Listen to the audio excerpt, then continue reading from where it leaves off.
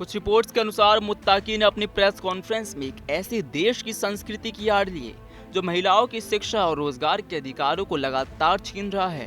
Press conference की जो तस्वीरें सोशल मीडिया पर सामने आईं, उनमें एक भी महिला पत्रकार मौजूद नहीं थी, जिसके बाद ये मुद्दा और भी गर्मा गया।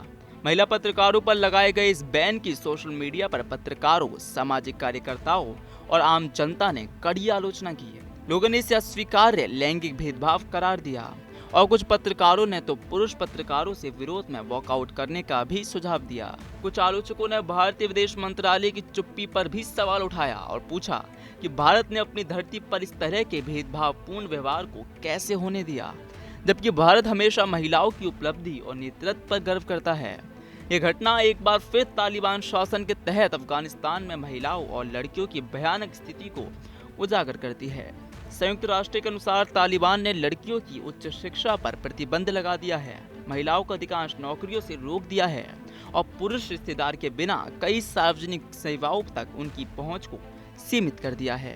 आमिर खान मुत्ताकी का भारत दौरा द्विपक्षीय संबंधों को बढ़ावा देने के लिहाज से तो अहम रहा, लेकिन महिला पत्रकारों पर लगाए गए बैन ने इस पर एक विवादों का साया डाल दिया है। यह घटना न केवल अभिव्यक्ति की स्वतंत्रता और पत्रकारिता में लैंगिक समानता पर सीधा हमला है, बल्कि ये भी दर्शाता है कि तालिबान अपनी मूलभूत कट्टरपंथी सोच को बदलने के लिए तैयार नहीं है, भले ही वह किसी अंतर्राष्ट्रीय मंच पर क्यों ना हो। भारत के लिए भी ये एक जटिल चुनौती है कि वह अफगानिस्तान के लोगों की मदद के लिए तालिबान के साथ व्यवहारिक संबंध रखे, लेकिन साथ ही मानवाधिकारों और महिलाओं के अधिकारों के प्रति अपनी प्रतिबद्धता से समझौता ना करे। कैमरामैन जतिंदर के साथ विवेक यादव, टीवी 100 न्यूज़, नोएडा। तालिबान के कार्यवाहक विदेश मंत्री आमिर खान मुत्ताकी ने अपनी यात्रा के दौरान भारतीय विदेश मंत्री एस जयशंकर से मुलाकात की। इस मुलाकात को दोनों देशों के बीच संबंधों में एक महत्वपूर्ण बदलाव के तौर पर देखा गया। दोनों नेताओं के बीच द्विपक्षीय व्यापार को बढ़ावा देने, अफगानिस्तान को मानवीय सहायता जारी रखने और सुरक्षा सहयोग जैसे महत्वपूर्ण विषयों पर चर्चा हुई। मुत्ताकी ने भारत को आश्वस्त किया कि अफगानिस्तान की जमीन का इस्तेमाल किसी भी सूरत में किसी अन्य देश, विशेषकर भारत के खिलाफ नहीं होने दिया जाएगा।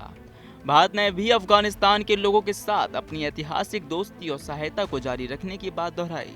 हालांकि भारत ने अभी तक तालिबान सरकार को आधिकारिक मान्यता नहीं दी है, लेकिन यह दौरा दोनों पक्षों के बीच बढ़ती नजदीकी और सावधानी पूर्वक जुड़ाव की नीति को दर्शाता है।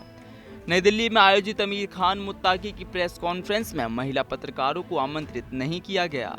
इस कदम को तालिबान अधिकारियों के दल द्वारा लिया गया फैसला बताया गया, जिसने भारत की राजधानी में तालिबान की कट्टर सोच को सबके सामने रख दिया।